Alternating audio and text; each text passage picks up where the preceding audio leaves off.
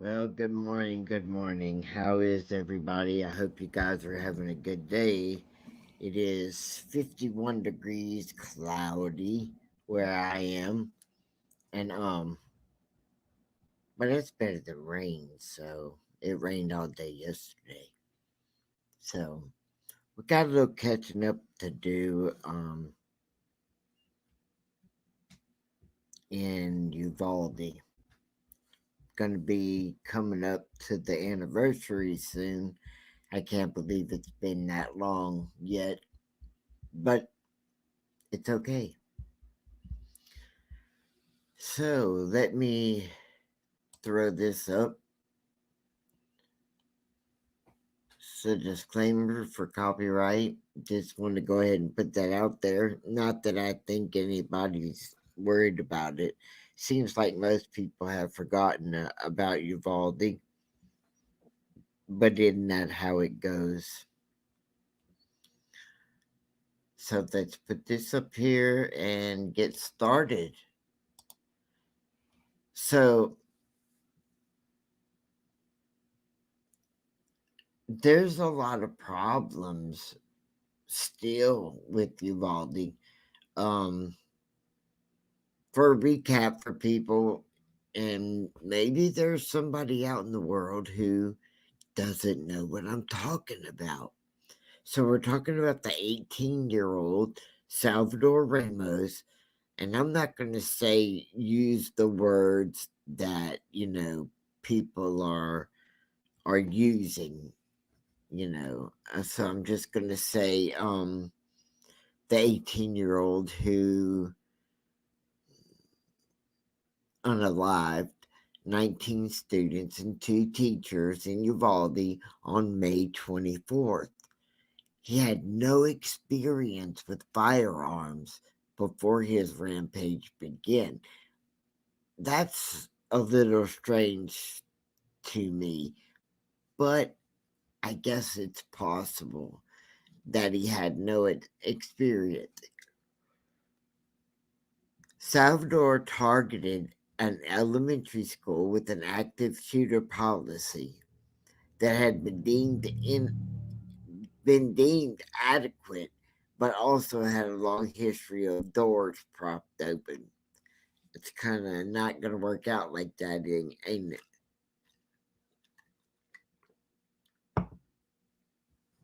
That's your first problem. How you going to have an active shooter policy and you're also a long history of doors propped open? Doesn't go real well together.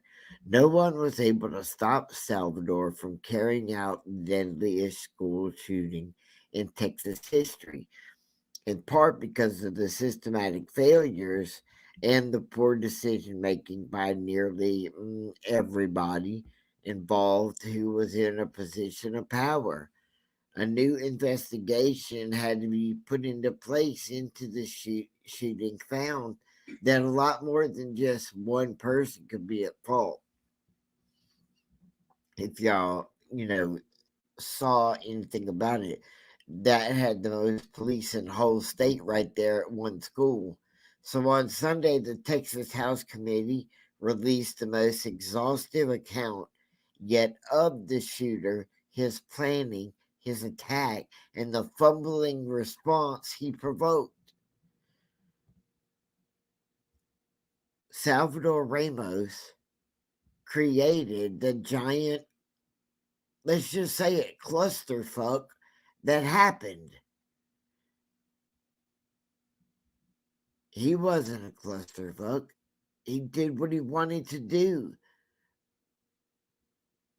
But the so called protection for the people, for the children, the Border Patrol, the state troopers, all the people that are supposed to protect you, they utterly failed.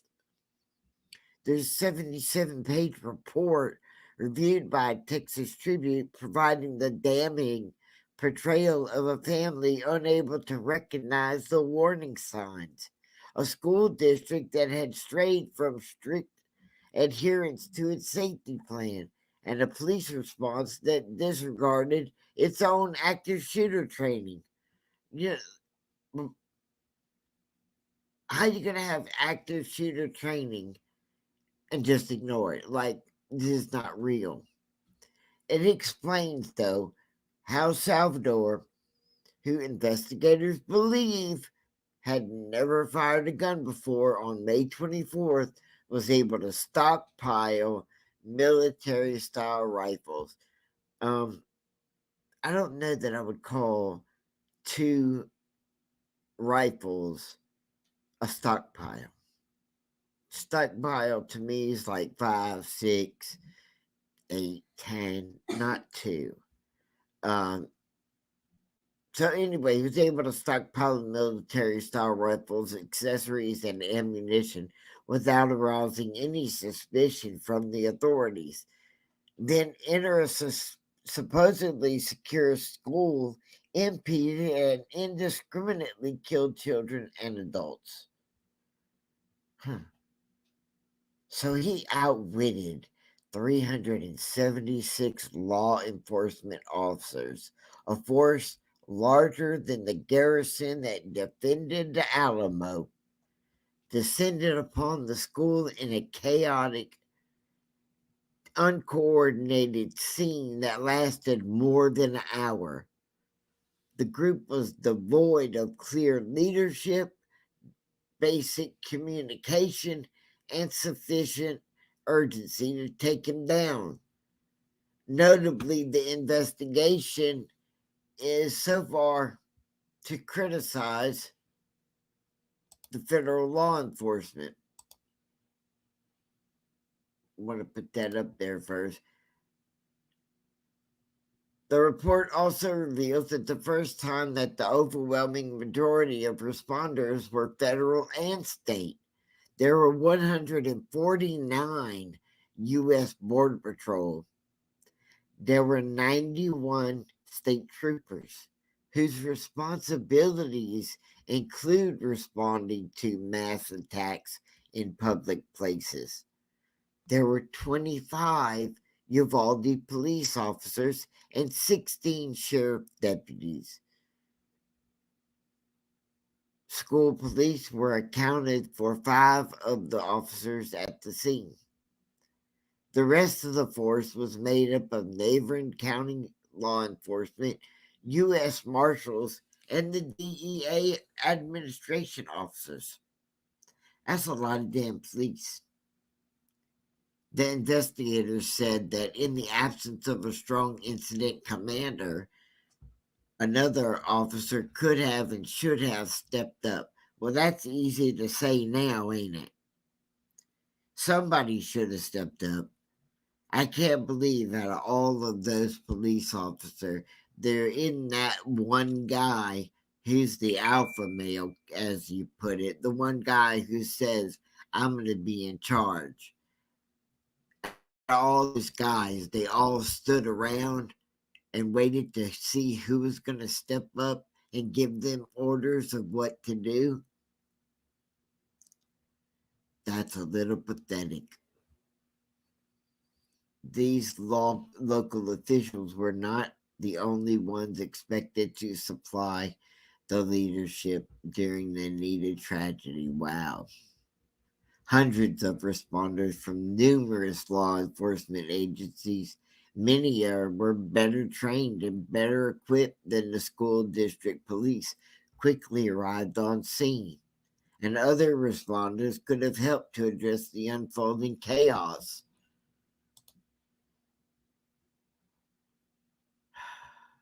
But the Texas, this is right here, these guys right here are your Texas Department of Public Safety, and it has finished its investigation into how officers responded to the deadly shooting. The agency has fired one officer and is in the process of firing another. Wow. Just one. One. That's from its internal investigation. And there were 7 on scene. So how many we got right here? 1, 2, 3, 4. So 3 are missing somewhere around there. And that's all of them. There were 7 of them. So here's 4. Man. The agency fired Sergeant Juan Milando and attempting to terminate another, Roger Christopher Kendo, and a third trooper, Crimson Elizondo. But we got, a lot more to go over with Crimson Elizondo. The 4 remaining troopers were cleared, so they say, but they all did nothing, so I don't know what they were cleared of. They're cleared up for doing nothing. The agency faced criticism because no DPS officer took charge of the chaotic law enforcement response.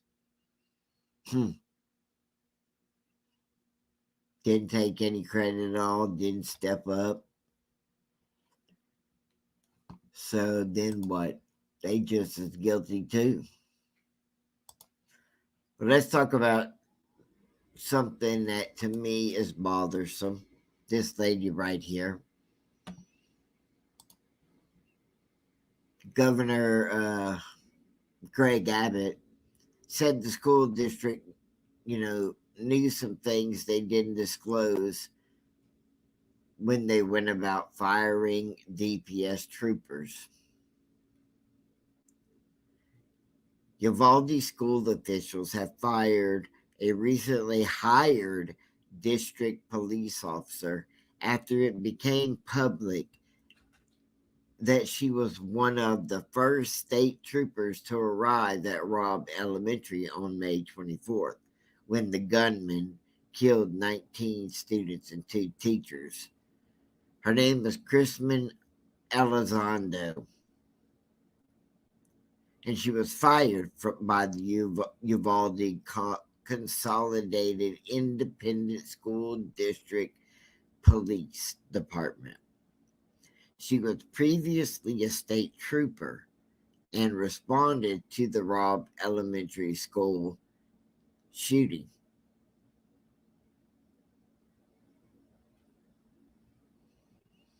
Elizondo responded to the school shooting within minutes when she was a state trooper, was hired by the school district's police department after leaving DPS job.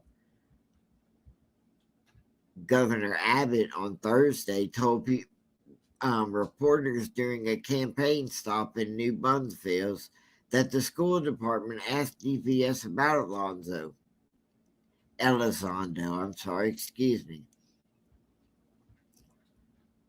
and said that the agency told the school district she had actions inconsistent with training and DPS and department standards. So hold on here.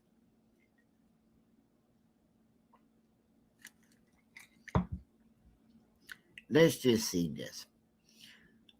So the school district had full information about the person they chose to go ahead and hire.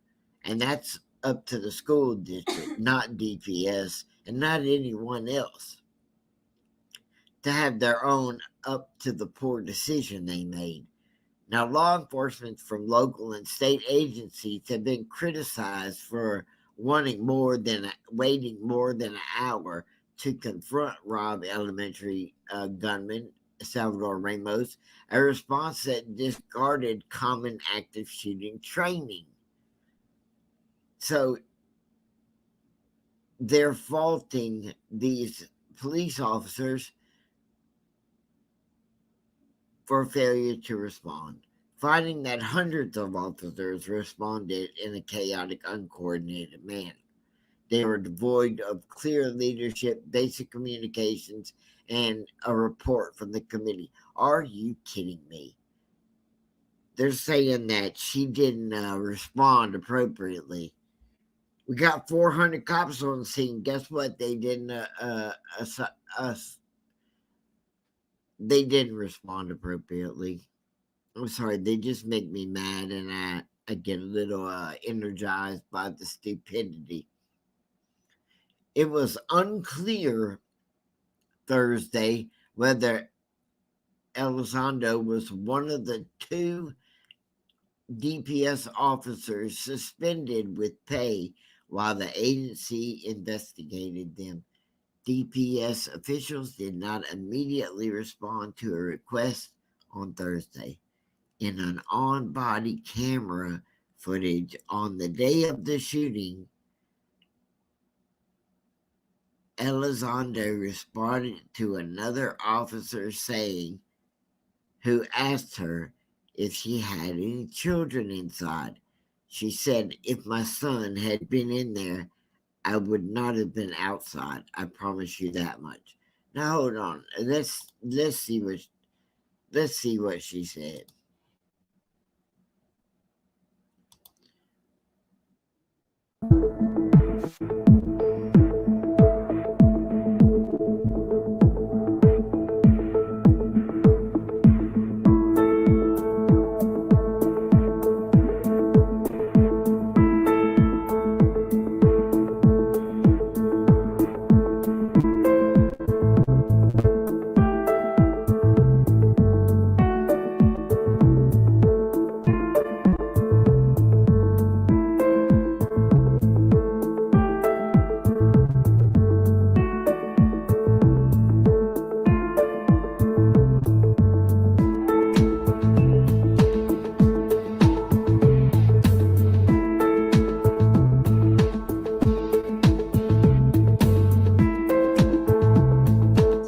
What was your reaction to those comments that you heard her make on video? It's sickening. As a parent, how do you say that? How do you not just go in?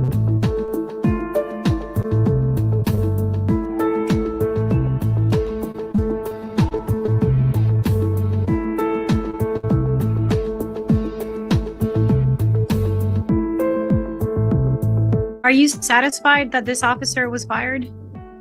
I mean, I wouldn't call it satisfied as much as why the hell did they do it in the first place?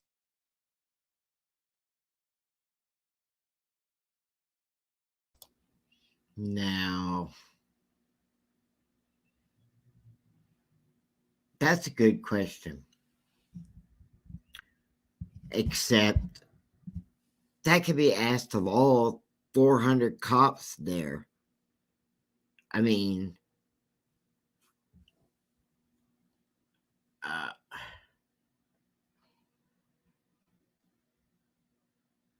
I think any cop would have made the same sentence if they had a kid inside.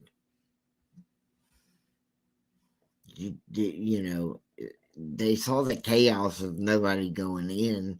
They weren't tasked to go in. They were tasked to assist and aid those that went in. As you can see in the video, there are people in front of her that are set up to go in. She's right there in another stance to go in as well, but further back at the entry point of the first ones. So they're all spread out in the hallway, and there's way more police officers in front of her that did not go in. So I think her statement is pretty much a common statement that anybody would have said. Um, there's no way that you know the beginning of the conversation for when she says that, because there's a trooper that's in her same field and ask her while he's drinking water. He just says, "Do you have any kids in there?" And she says, "I don't have any kids in there, but I have a son. And if my son was in there, I would go in." And I would bet that if he had a child in there, he would have said the same thing. We have no idea what was said before she makes that statement or after that statement. But I can tell you that the other officers around were not surprised that she said that statement, because I'm pretty sure they all felt the same way. Pretty damn sure about that one.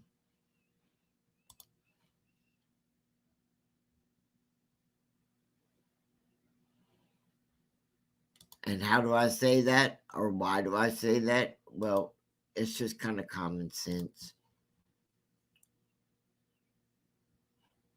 Just kind of common sense that you all would feel that way. I would. I probably would have said the same thing. It's not saying that since my kid's not in there, I'm not going in. I don't think that's how it was intended, nor said that way. There are other cops who wanted to go in it and didn't go in.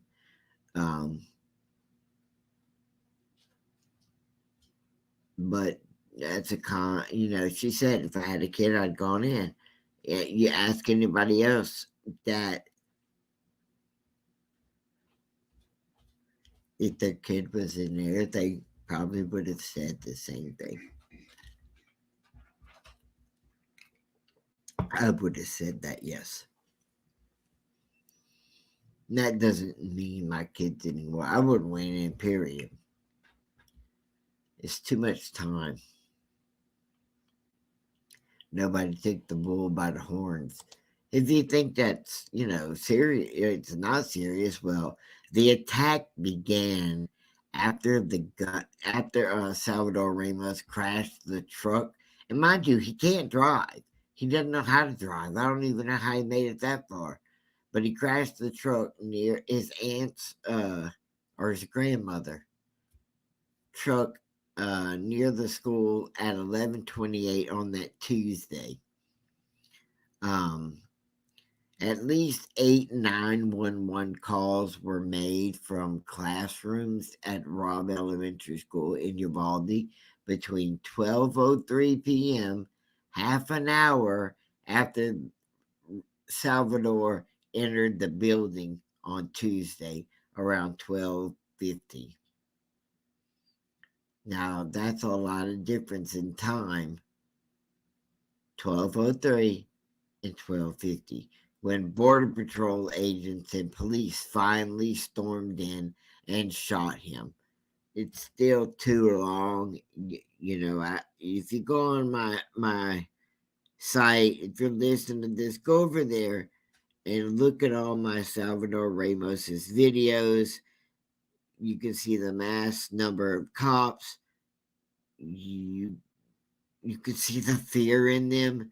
You can see everything but taking him down swift, fast, and in a hurry. It's just not there. They were afraid, and they let him control the situation. State and local law enforcement officials in Texas are facing intense criticism for why it took them so long to confront and stop Salvador inside two connected fourth grade classrooms. Well, of course you are, because you didn't do anything. You stood around and waited. And this is what we know. The on-site commander, chief of the Uvalde School District Police Department, believed that Salvador Ramos was barricaded inside the classroom and that the children were no longer an immediate risk. My question is, what the hell made you think that? Did Salvador stick his head out the window and say, hey, I'm barricaded up in here. The kids ain't at risk no more? I watched the whole thing. Everybody watched it. And I don't remember seeing anything said or shown from Salvador Ramos that made you think the children were no longer at risk. You have calls from the children that said they were at risk. And they took a risk when they made those calls to 911 themselves, because some of them died right after making that call. It was a wrong decision. And Steve McCraw, head of the Texas Department of Public Safety, finally admitted that standard law enforcement protocols call for police to confront an active shooter without delay, rather than waiting for backup and more firepower. McCraw, whose voice choked with emotion at times, we're here to report the facts, not to defend what was done. You can't defend that. I mean, most of the kids trapped with Salvador were 9 and 10 years old. In a minute-long call, 1 minute long, a girl whispered that she was in room 112 more than 45 minutes before the Border Patrol tactical team used a janitor's key to open the locked classroom door. What, are you kidding me? You can't open the damn door unless you have a key? How the hell do y'all get in any other place? That's ridiculous. Videos, no matter how long you waited on and watched it, most of us watched the whole thing go, live. But the video showed anguished parents outside the school urging police to storm the building during the attack. And when some of them had to be restrained, some of them said they're going in. No matter what you say, I'm going in. And I remember that some lady went in there and got her kids. This is what we know. Many kids could have been saved. Medical experts stress that critically wounded gunshot victims must be evacuated to a trauma center within 60 minutes, a time period that emergency physicians call the golden hour. Why a more experienced commander from a bigger agency didn't take over, we will never know. Police are stationed outside the home of Uvalde School District Police Chief Pete Arredondo, who is said to have made a fateful decision to wait, and why officials didn't come clean sooner. That's the scary part. They too scared to go in, and they too scared to tell the truth afterwards.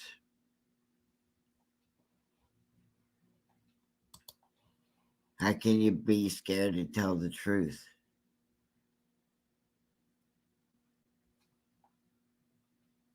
Because all them children died because of your failure to act.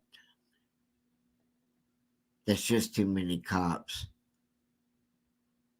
for your failure to act.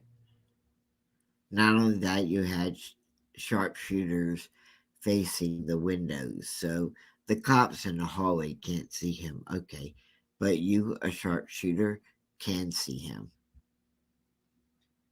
And you failed to act. All of you failed to act. So all of you should be replaced. Think about that. With that said, May 24th is coming up to be the anniversary soon. And more updates to this case will come. Have a nice day.